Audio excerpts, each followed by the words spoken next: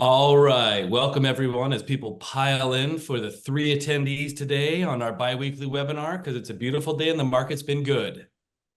We get it. When things are tough, people tune in. When things are good, people are like, you got it. So today we're going to make it a little bit lighter. Ken's going to he's got a monologue. He's got a couple of jokes he's going to tell. We're not even going to have Zach on today as well. We'll have Michael B. We'll have Julie. We'll have Mike Mann. We're going to give Mike Mann more than Mike's minute. We might give him a Mike's 5 minutes and he can use it. He's so good with it.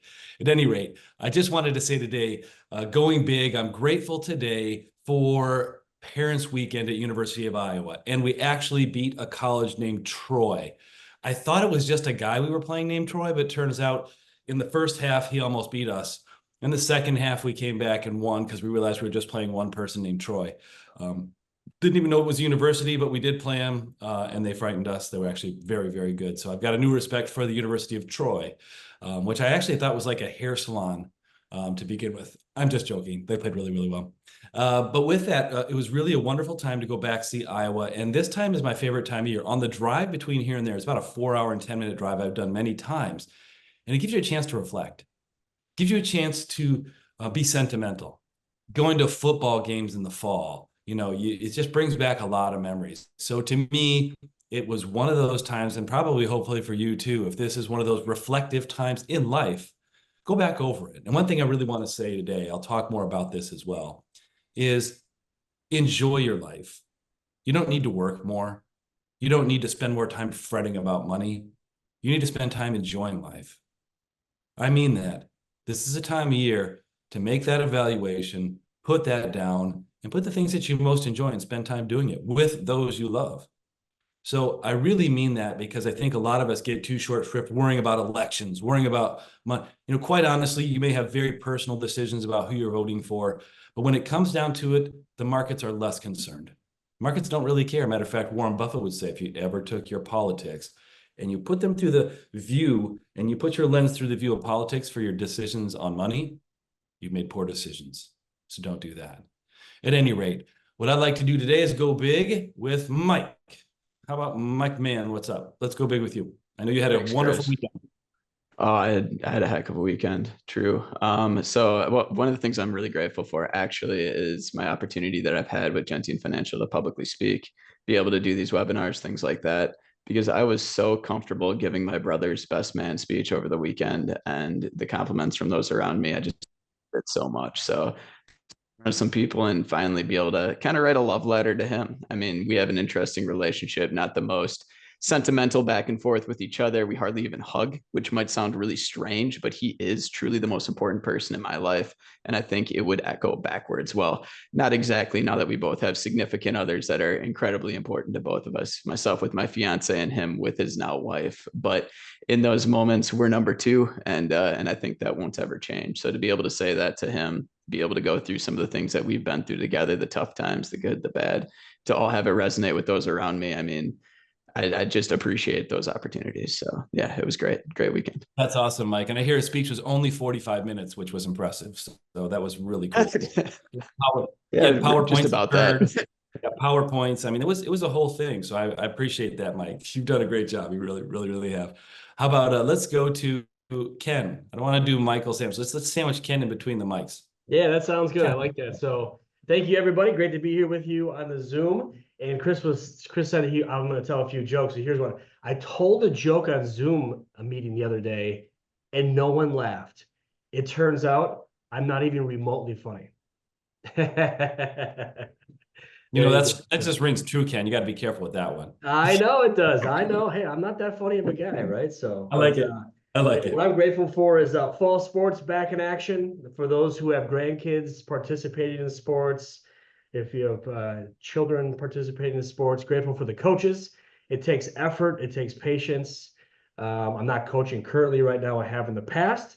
But those who are coaching and those who are putting themselves out there for the extra time that it takes to wrangle these kiddos in and give them some direction, appreciate you very much. Thank you, Ken. Thank you, Ken. I appreciate it. I remember I told you my gratitude was driving through the cornfields, a beautiful part of Iowa. And the one thing you have to do when you're driving through the cornfields in Iowa is you've got to be super quiet. Why? Is that what you said, Ken? because the corn has ears. Yeah, they can hear Anyway, you. Oh, Michael Burschbach, how about yourself? What are you grateful for? Thanks, Chris. I'm grateful today for long-term friendships. I had an opportunity to drive a couple hours north to the Appleton area over the weekend to golf with one of my college roommates on his 30th birthday. And on the drive home, a little bit of reflection, kind of all of us and where we're at in life. He's married, has a one-year-old son, and some of the other friends are single and just, living life. So it's just an interesting time in my life, but a good amount of reflection. And also grateful for Ryan passing his exam. I know that was discussed on the webinar a couple of weeks ago, but we had no doubt. So congratulations, Ryan. Very cool. Thank you, Michael. And Julie, how about yourself? Yeah, thanks, Chris. Mhm. Yeah, I'm actually grateful for the warmer temperatures, keeping my flowers alive and blooming. So I enjoy tending to my flowers. It's kind of therapeutic and it brings me a lot of joy. So I'm grateful that summer's hanging around a little bit longer. So. That's awesome. That's awesome. Thank you again. Just hopping into today, there's a lot going on. We had one of the better weeks we've had in a very, very long time in the market. I'll let the guys talk more about that. But today, really, it's focusing on, like I'd said, making sure you're enjoying life, making sure you're doing things you want to. Tell you what, time is not getting longer for you or any of us, right? So focusing on the things you enjoy with others, and that may be doing something for someone else. I often find I'm most happy when I'm doing something for someone else. So making that a focus here of what we look at for our fall, let's call it our fall roundup, it gives us a chance to kind of reflect, as I call the trees the giants, as the giants start to turn colors and begin to lose their hair. This time of year is just a great time for us to look back on our year, but more importantly, to set the course of what we're going to do for the next year or two. We're heading into these months for us up here in the north where it's a bit colder, where it's, only going to be in the 60s instead of in the 80s, because that's all the colder it gets up here for you Floridians. I don't know if you know that. We've been kind of keeping it secret, but that's the new north. But with that, really take time to reflect on the things that are important to you. Typically, it's going to be family, health. It's going to be things that are experiences around a travel, maybe going to visit someone you haven't visited in a long time, touching base with an old friend. I encourage you to do something like that in the next, say, week or two. If you find something cool and it gives you a really great feeling or an interesting result, reach out to us. Reach out to one of us and tell us what happened. We appreciate that. We love that. And we love that helping you do those things. So with that, there's a lot going on in the markets. Let me hop over to Mike's minute. Let's go, Mike. Mike, what's going on? And you get more than a minute this time. I'll set the timer to 5. I appreciate that, Chris. When you and Ken aren't on here, it's like my parents aren't home and I take all the minutes. So don't worry about that one bit. So I'm going to take Zach's facts for a second here. We're just going to run through the markets real quick. And I want to redefine volatility for everybody because we always put this as being something that is kind of stated as, and it may be more received as a negative, but volatility can be a good thing because what we've experienced through the last month is just about that. And then saying that last week truly was the best week for the S&P 500 year to date, being up 4% in 1 week amongst everything else that's happened. We've actually watched the biggest driver of the market, the stock that has become one of the largest pieces of the S&P 500, at times the largest piece, have a really terrible last month. So it's really interesting to see that, but be able to see things kind of go in the other direction when we're speaking about these things in general. So over the last the year to date, we're seeing the S&P 500 being up 18.12%, 4% last week, like I said before. We're seeing the NASDAQ up 17.48%. Now, really interestingly, because tech companies are a bigger driver in the NASDAQ than the S&P by a slight margin, but seeing S&P, maybe some of those other companies helping drive that upwards. We see the Dow 30, that's up 10.26% year to date. And then the Russell 2000, which are those small cap companies, that's up 9.11%.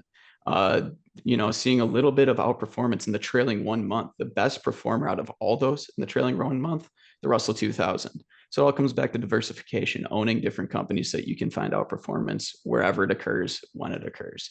when we talk about value versus growth, and to redefine that or just kind of remind everybody what that means, those value companies are going to be those very well established, those that are trading at what appears to be a good valuation because they have a large amount of tangible assets. They make a ton of money, so it makes their stock price seem attractive in comparison to those metrics. The growth companies are those who don't have that kind of attraction because they're reinvesting all the money they make back in themselves to create, grow, and build, which makes them trade at maybe a level that doesn't seem so attractive from a valuation standpoint. So when we look at value versus growth this year, those growth companies have outperformed value overall throughout the portfolio, but that discrepancy is getting a little bit smaller. Where we actually see these things kind of change is in large cap space. Large cap growth does have the largest discrepancy to its value counterpart, being up about 8% more. But as you go down the line, we're actually seeing mid cap value be almost even in the fact that the value is almost a little bit more than the mid cap. And then we see that trend come back to growth outperforming value in the small cap space, with growth being about 3% above what value is. So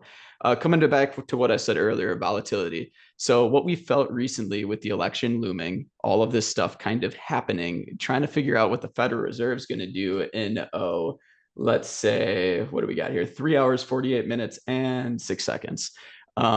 We've seen some volatility in the markets really trying to figure itself out. We've seen some of the toughest days, single days in the stock market with some falls of 2% or greater.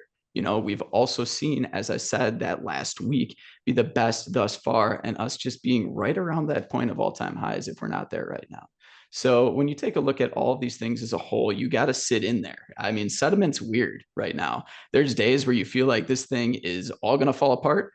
And then there's weeks like last where you feel pretty good coming out of it. So what does that mean? We have to stay invested. We can't look at this from the standpoint of taking money out because of a feeling. We have to make sure that we take these ups and downs, because that's the only way to capture the best week, which was last, is by going through some days that were some of the worst of the year. And so to get to those points, you can truly see that some of the times when things feel the worst is when actually the best will occur. So we got to stay in there. And we also have to trust that we have the cash on the side, the planning pieces, the planning of pulling cash out, putting it somewhere safe where we're still able to get over 5% on those things. We'll see how that changes if the Fed takes rates down, as people are kind of expecting they may. But right now, there's a great place to secure that. For anything that you don't need in that immediate future, let's make sure that's invested in being able to turn a little bit extra return for you. So thanks, Chris. Thank you, Mike. Appreciate this. So you said Russell 2000 to people out there. Given the non-technical term of what the Russell 2000 is again. The non-technical term, those are small cap companies. There you go. Small companies you probably don't know the name of. So we get into this lingo sometimes, and you hear that, and hey, the Russell 2000, you go like, what the hell are you talking about? Sorry, didn't mean to say the bad word, but I just sometimes like to bring that back to simple because I'm not that smart as we go through it. Let me hop over to Michael. Michael, what do you have for Michael's cycle? Tell us what's going on. And you got a minute and a half, 2 minutes, whatever you want. Mike took 6, so you're good. Thank you, Chris. So as of today, we're 13 days from the start of the fourth quarter. So looking at preparing for year end, just want to bring a few planning ideas to your attention. Of course, starting with RMDs, required minimum distributions from those traditional IRAs. Those are due by December 31st, although we would recommend taking those a little bit sooner. One interesting thing that changed with the Secure Act 2.0 is the penalty for not taking those was reduced to 25%. It previously was 50%. And if you do miss one of those RMDs and take it within 2 years after, that penalty can ultimately be reduced to 10%, but ultimately looking to avoid that at all costs.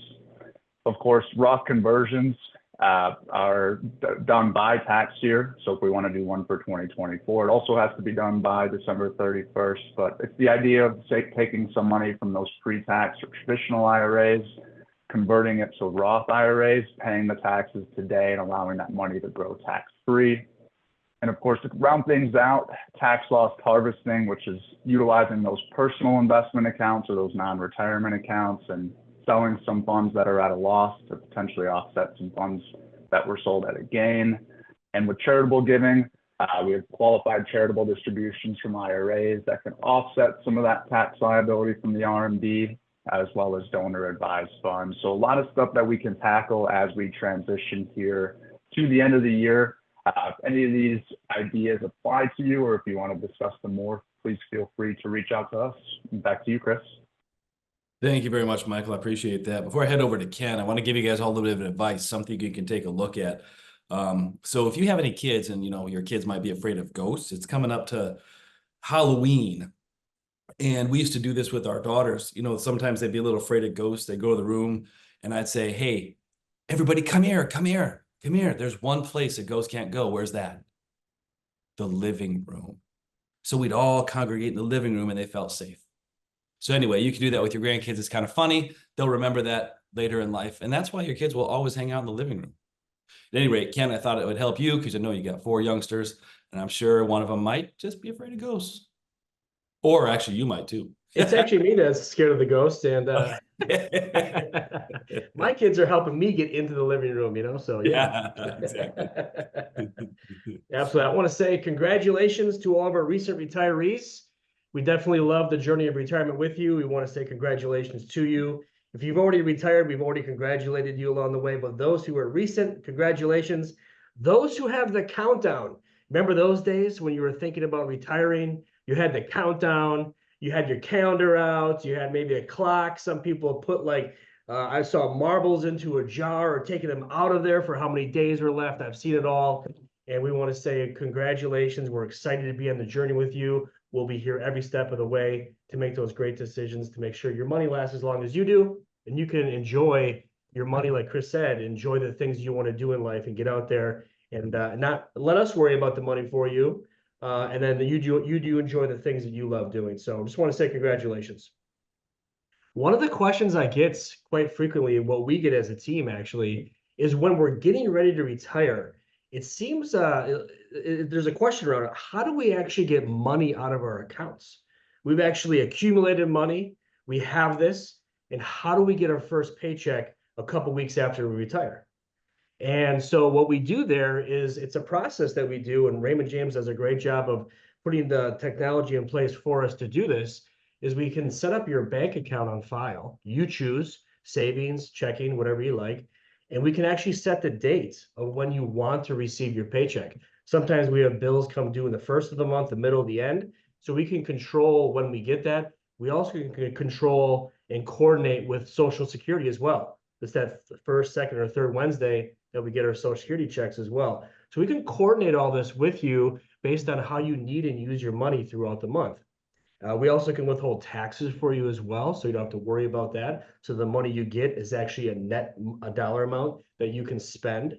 And we also can, Raymond James holds those taxes for you, sends it to the IRS. You get a tax form at the end of the year showing what was withheld, and it's a very easy process for you to keep track of what's owed for taxes. The other question we get quite a bit is, well, what accounts do we take it out of? We have our traditional IRAs, we have our Roth IRAs, we sometimes have personal accounts, sometimes cash.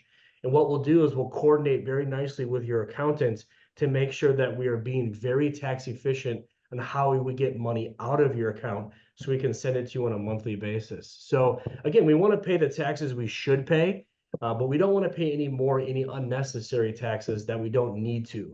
So we'll really hone in on that for you as well, for getting you ready for that paycheck to show up when you do retire. The other piece that we have here, I'm still hearing a couple pieces on cash management. Mike alluded to it before as far as income planning goes. Solutions are out there, 4.8% to 5.3%. There's a wonderful opportunity right now. We'll see what the Fed does today as far as what they do with the interest rates. And also, lastly, 529 plan allocations. We've talked about it a few times now. We're back in school, and we're still seeing those who are, if you've managed a 529 plan on your own or you started one up years ago and it's out there, some of those are based on when the child is going to go to school. So that automatically will get less aggressive over time as they get closer. But those who have picked and chose, or picked and choose, is that the right word? Picked and choose. Sometimes those investments are pretty aggressive right now. You picked a growth fund or something like that. And again, it's been a wonderful run with those investments. Now it's time to pay attention and take some of that risk back so we can make sure that that money is there for this year, next year, or even the year after. So we're on your side. We'll help you out. If you have questions, let us know. If you have a stray account out there that we're not necessarily aware of, or you've managed it yourself, by all means, let us know. We'll help you out. We'll get you on the right track with that. Back to you, Chris. Wow, I'm gonna have to tell dad jokes for the next 10 minutes here because yeah, we're at 10 minutes left in our program. No, I just wanted to touch base on a couple of different items today. If you look at the bigger picture when it comes to the economy and things are going on, if I just lay perspective on the line here, maybe this is called Chris's perspective because now I'm old. Been in the business 30 years coming up next year. And actually, I saw the 9/11 story. I want to give you a quick. This 9/11 impacted me more than I expected. So just a few days ago, maybe 7 days ago exactly, was 9/11. And we really have a celebration and a mourning that occur at the same time. Celebration for those who were heroes, who went into buildings knowing they fully wouldn't come out, and really mourning those who lost their lives in an innocent line. So there's a line that comes from a U2 song. It's called "The Hands That Built America." If you are at all interested, listen to the song. It's a wonderful missive, and then you find the last third is about 3 or 4 lines that simplify and impact very, very strongly to me and bring back the feeling of 9/11. I did work in the 74th story of the second building, the one that was hit second. So I do know about where the plane impacted. It was just above the floors of Dean Witter, which was really interesting. But I want to tell you, and let me share this. There's a story now, there's a 6-part series that comes from National Geographic. And the 6-part series, I think you can get it on one of the different services, Hulu, whatever they are, or on your local service.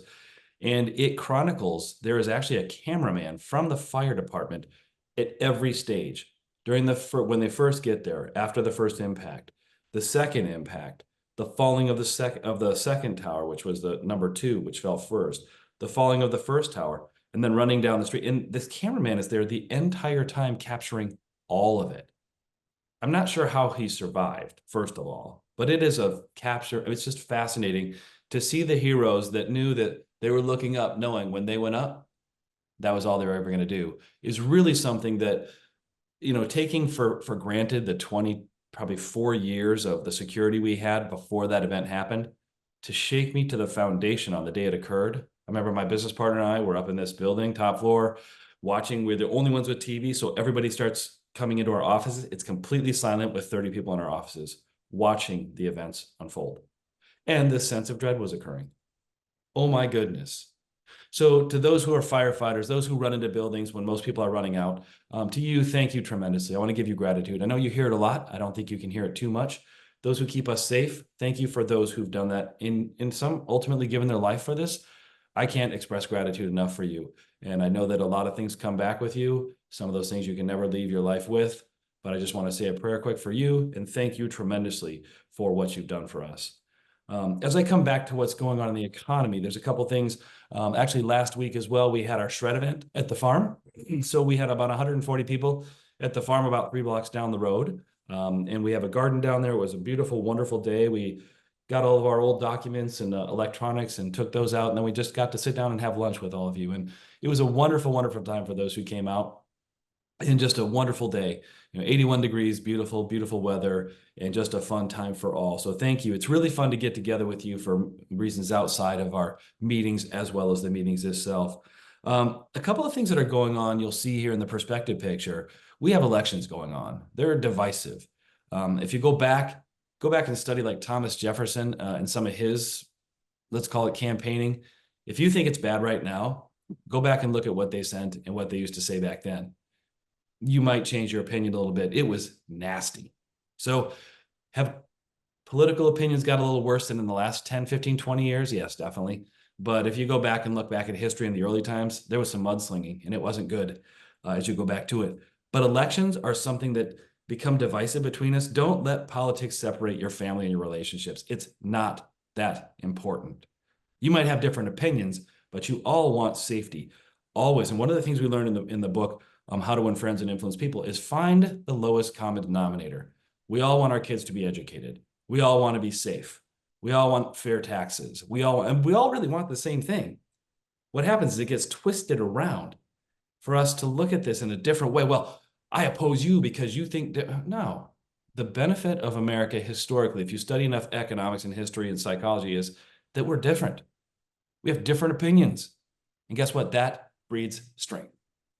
Celebrate the differences. Now, you've got some crazy people on the outliers that are very, very few. Another thing that's occurred, we've had 2 attempts on a former president's life and one of the candidates in the past, few months, which is also unprecedented. And They just seem to go by like, oh, yeah, just, a couple attempts on the president. It's craziness as you start to look at what's going on, but you'll see those kind of things as well. You're seeing rates potentially coming down. So you're seeing a little more interest in housing. You're also seeing a couple of things going on outside worldwide, which are 4 wars that aren't stopping. They're growing. So we're seeing kind of world chaos begin to occur. AI is growing in its abilities, if you will, to be co-pilots with humans. You're seeing taxes potentially talk about going up, debt going up. I can keep running down the list, right? Now, if I laid that scenario for you, I can lay it either way. Something that I've read and know and have studied, these facts will show up the way that you are. Any event is not going to be objectively seen. It's going to be told and seen the way that you are. Chris, what are you talking about? The way that I am. Yes, you have a specific set of filters that things come through. So when you experience something, you experience it uniquely yourself. You expect that I see it the same way. I don't. I come from Iowa. I grew up when a 17-year-old mother. It's all sorts of different things. So we see things with different lens. Ask somebody how they've seen it. Ask them the details of why they've seen it. Don't just say your opinion is wrong. Everybody's opinion is valid and their feelings are valid. You shouldn't argue with those. So as I come through, differences are something to be celebrated and found out. I just wanted to go through a few of those things, but as I saw this thing, there's really no objective view of anything. Oh, BBC is more objective. Well, they've all got some bend. So when you're taking a look at some of these items, I just wanted to give you, there's a lot of strife going on. Do not let your family be split by something that you'll never meet the president. I won't. If I do, I'm really not concerned with that. I would much rather have family relationships than be fervent for who's president. I'm just going to say that. Now, this is an opinion that came up over time, something you might want to take a look at. I stay apolitical. I love great ideas from wherever they come from, but this is going on. And I think that it's an interesting perspective right now. I just wanted to say that as we look at economics historically, having both parties in different times has been very beneficial to the United States.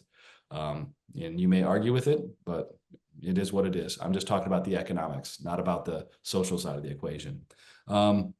With that, there's about 3 or 4 minutes left. I want to see, how about Ken, Michael, do you guys have anything before I run over to Julie? No, I think you did a great job covering it. I do have one more joke though. So my wife asked me if I've ever seen the dog bowl. And I said, I didn't even know he did. Right. And he shot 300. He beat you as well, which is even crazier. And what's even funnier is Ken doesn't have a dog. Anyway. I am terrible at telling jokes, by the way. No, I appreciate that. Hey, I gotta ask a question. So this is pretty funny because the other day Ken was out digging a hole in his yard. He's got like lots of landscape. He's out digging a hole in his yard. And I said, all right, he had his coin jar out there and he's throwing money in. I'm like, Ken, what are you doing? Well, I want to make my soil rich. So I don't know what that was about, but I caught him doing that. It was kind of funny. With that, Julie, why don't you tell us really what we should be paying attention to as we've kind of descended into the dad jokes and bad jokes, if you will. Tell us what we should be paying attention to, please. Great. Thanks, Chris. Yeah, just starting in a few hours, we will be celebrating our September birthdays with some of our clients. So just a reminder, we do have a location update for today's luncheon, and that is going to be at the Doty Family Farm, which is just down the road from our office. So if you have any questions about that, give our office a call. This coming Friday is Lauren's birthday, so we wish her a very happy birthday. Saturday is World Gratitude Day, so please share some gratitude with everyone that you encounter that day. Sunday, autumn begins, so fall is right around the corner, so we're all looking forward to that. Next Wednesday, September 25th, is our next Ladies and Gentian gathering, so we will be doing some Halloween decorating, so looking forward to that. That starts at 10 o'clock, so we'll be making some cheesecloth ghosts, so should be a fun event. Then looking ahead to October, our fall forums are on the calendar. We will be going to the Appleton location on Tuesday, October 1st. That starts at 11. And then the Milwaukee Forum is Wednesday, October 2nd, and that starts at 10 a.m. And then just finally, a reminder for those that are due for their fourth quarter planning meetings, please watch for an email to sign up, check out the dates and times available, and sign up through Calendly, or give our office a call and we can go through the calendar together. So back to you, Chris. Thank you, Julie. That's fabulous as well. We appreciate that. What I just wanted to reiterate as well, we actually added another, let's call it another designation to our team, which is the SEMA. And Ryan really worked hard on that. I want to make sure we all know that. We're always getting better for you, and we like to celebrate when somebody does. So if you get a chance, reach out to him and just let him know, listen, it's wonderful designation. It is fantastic. We thought about CFA, but CFA is a bit overkill for what we do. And a lot of times today, CFA is actually something that we can borrow and we can use with AI. But SEMA gives a bit of a relative, evaluation, which is actually really, really cool. So we've got that on our team as well. We're all constantly working for different designations, but things that we can bring back to you. But I just want to make sure that we don't give short shrift on that when we celebrate that. I just want to make sure that you guys know I'm grateful for that. Now, that's a little ahead of the Saturday World Gratitude Day, but I wanted to bring that back now because Julie said it was, so I had to put that in, and we're grateful for Ryan in doing that. Ryan's behind the scenes a lot, so now I'm going to tell you this, he's now one of the people that most knows you that you don't know. Okay? He's one of the people that most knows you that you don't know. He's been working on your stuff, I guarantee it.